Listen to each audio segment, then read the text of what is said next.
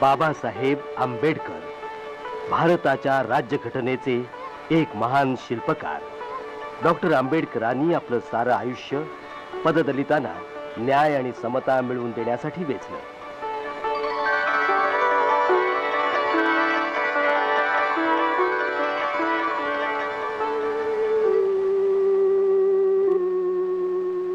भीमराव आंबेडकरांचा जन्म 14 एप्रिल 1891 मध्ये एका साधारण कुटुंबात झाला.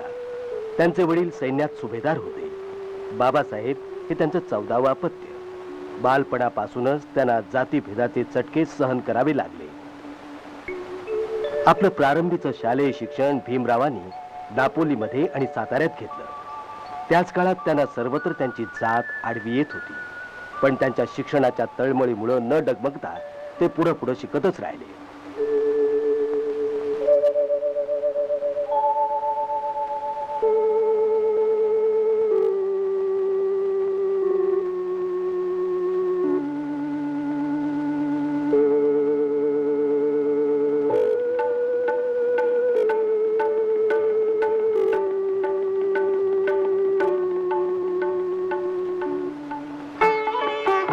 त्यानंतर आपल्या कुटुंबियासह ते मुंबईला आले. निरनिराळ्या संकटांशी सामना देत आंबेडकरांनी शिष्यवृत्त्या मिळवून शाळेतून कॉलेजापर्यंत मजल मारली.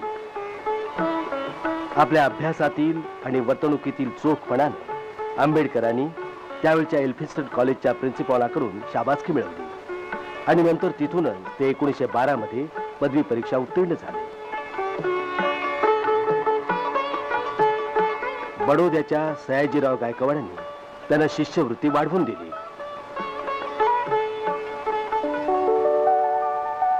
त्यामुळे ते न्यूयॉर्क इथल्या कोलंबिया युनिव्हर्सिटीत गेले.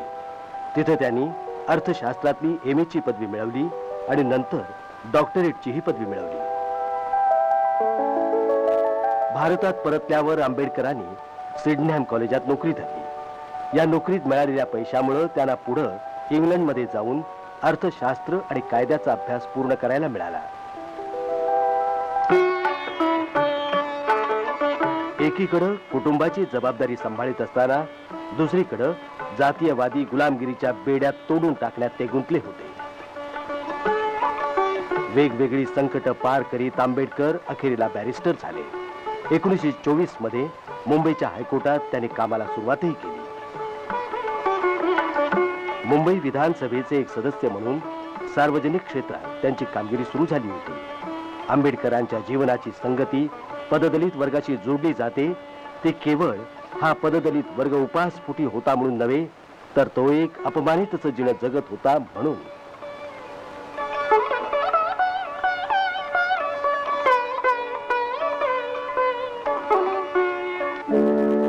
आता वेळ आली होती कृती करून दाखवण्याची. महाडमधलं 14 तळ, वास्तविक हे तळ सर्वांसाठी खुलं होतं. तरीही सवर्ण हिंदूंनी ते खासगी मालकीचं असल्याचा दावा केला. हरिजनांना या तळ्यावर पाणी भरण्याची मनाई करण्यात आली. 1927 मध्ये आंबेडकर आणि त्यांच्या अनुयायांनी या अन्यायाविरुद्ध सत्याग्रहाचा मार्ग अवलंबला. प्रसंगी प्रकरण कोर्टातही गेलं. तर आपण सर्वजण तळ्यावर जाऊन आपली ताण लागू आणि म्हणून निरीक्षण थिएटर मधून उभ्या पेठेने तामटाळीनं 6 महिने घाटावरून शेवटी कोर्टानं हरिजनांची मागणी मंजूर केली. आंबेडकरांचा विजय झाला. अस्पृश्यतेविरुद्ध त्यांनी बंडाचं निशाण उभारलं.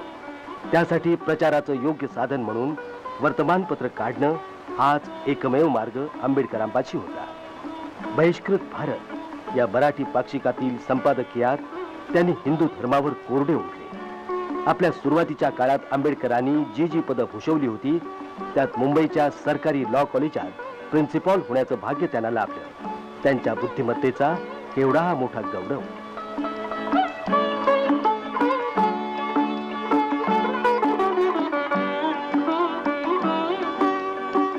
त्याच काळात महिलाद्वारासाठी त्यांनी अनेक चळवळीत भाग घेतला. ब्राह्मण पुरोहितांनी वैदिक पद्धतीनं लावलेलं हरिजन दाम्पत्याचं लग्न हे दलित वर्गाला समानतेनं वागवल्याचं एक सुचिन्हच होतं.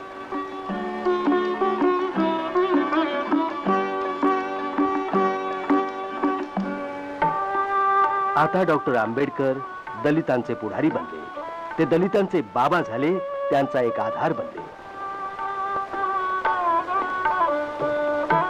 मुंबईमधलं आंबेडकरांचं घर, राजगृह त्यांच्या अनेक चळवळींचं प्रमुख केंद्र बनलं. डॉक्टर आंबेडकरांना ग्रंथांचा भारी शौक. फुरसतीच्या क्षणी ते लेखन वाचनात दंग राहत. त्यांनी जवळजवळ 11 ग्रंथांचं लेखन केलं.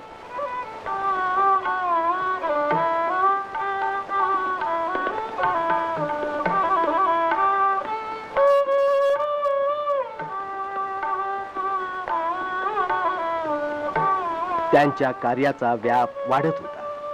आर्थिक आणि सामाजिक न्याय याविरुद्ध लढण्यासाठी त्यांनी चांगले कार्यकर्ते एकत्रित केले.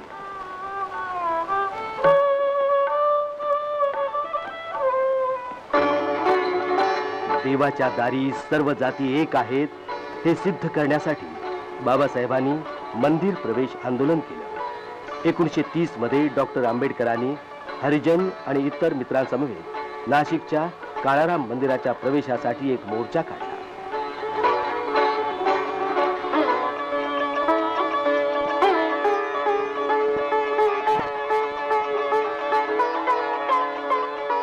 सामाजिक समतेच्या प्रबोधनासाठी त्यांनी याच वर्षात जनता लोकसाप्ताहिक काढलं.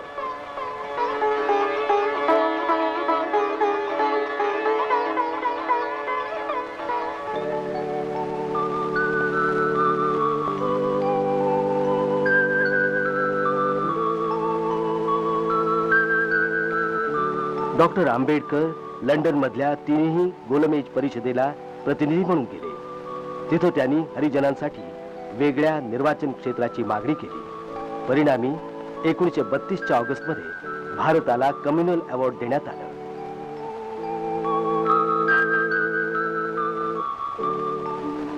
गांधीजींनी आंबेडकरांना विरोध केला. हरिजनांच्या वेगळ्या निर्वाचनाविरुद्ध गांधीजींनी आमरण उपोषण आरंभलं. अखेरीला पुणे करारान्वये हरिजनांना प्रत्येक निर्वाचन क्षेत्रात थोड्या आरक्षित जागा मिळाल्या.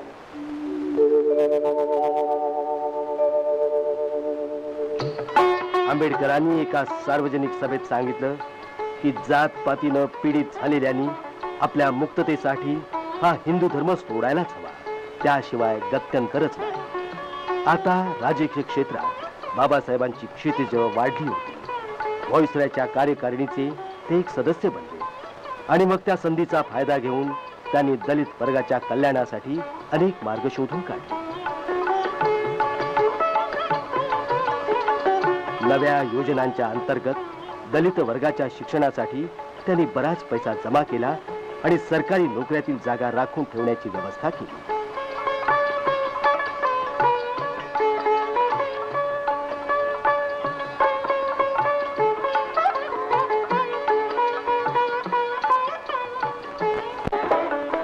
एकोणीसशे 45 बाबासाहेब आंबेडकरांनी पीपल्स एज्युकेशन सोसायटीची स्थापना करून तिच्या योगे अनुसूचित जातीतल्या विद्यार्थ्यांसाठी निरनिराळ्या शिक्षण संस्था उभारल्या.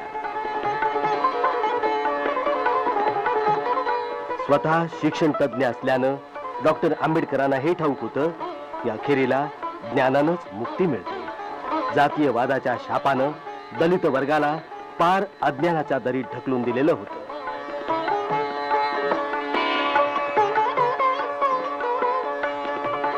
याच उद्देशानं पुढील पिढीला सहाय्य व्हावं म्हणून बाबासाहेबांनी आपलं ग्रंथालय सिद्धार्थ कॉलेजला देऊन टाकलं. स्वातंत्र्य लढ्याचा शेवटचा अंक चालू होता. क्रिप्स मिशननं भारतीय राजकारणाची समस्या सोडवण्याचा प्रयत्न केला, परंतु जवळजवळ सर्वच नेत्यांनी त्यावर बहिष्कार टाकला.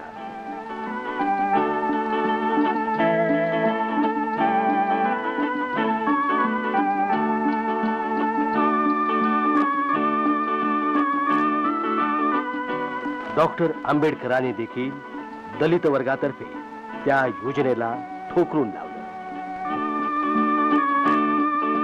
महात्मा गांधींनी क्रिप्स प्रस्तावाला पोस्ट डेटेड चेक म्हणजे पुढील तारखेचा चेक असंच म्हटलं. 1946 मध्ये ब्रिटिश कॅबिनेट मिशन सत्ता बदल योजनेवर विचार विमर्श करण्यासाठी आलं. हंगामी सरकार आणि एक संविधान सभा तयार करून तिच्या योगे स्वतंत्र भारतासाठी घटना बनवावी अशी योजना होती. डॉक्टर आंबेडकरांना बंगालमधून संविधान सभेसाठी निवडण्यात आले. 1947च्या ऑगस्टमध्ये संविधान सभेनं एक ड्राफ्टिंग कमिटी घटनेच्या निर्मितीसाठी बनवली आणि तीमध्ये भारताचे केंद्रीय कायदे मंत्री डॉक्टर आंबेडकरांना अध्यक्षपदी विराजमान केलं.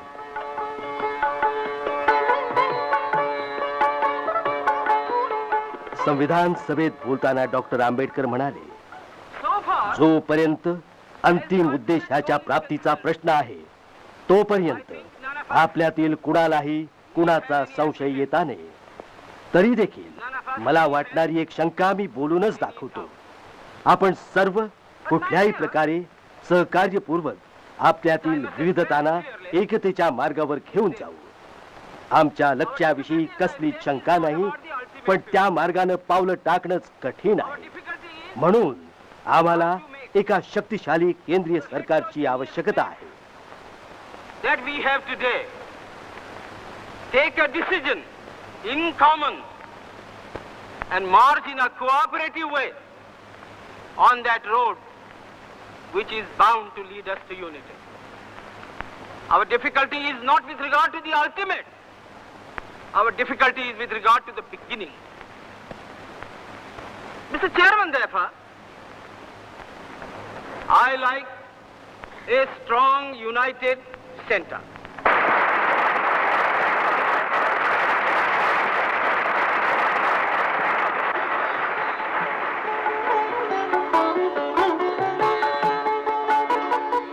त्रिवार वाचन केल्यावर संविधान सभेनं भारतीय घटनेचा स्वीकार केला.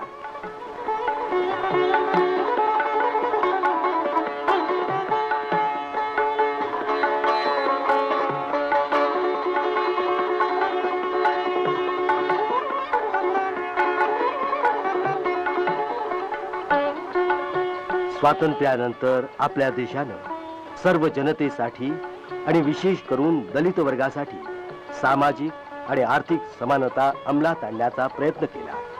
अस्पृश्यता नष्ट करण्यात आली. इतकंच काय, अस्पृश्यता मानणं हा गुन्हा ठरवला गेला. आता अनुसूचित जातीच्या विद्यार्थ्यांसाठी IAS परीक्षेच्या शिक्षणाचं एक खास केंद्र देखील उघडलेलं आहे. भारतीय गणराज्याचे पहिले कायदा मंत्री होते डॉक्टर आंबेडकर. केंद्रीय कायदा मंत्री या नात्यानं डॉक्टर आंबेडकरांनी हिंदू कोड बिल अंमलात आणलं.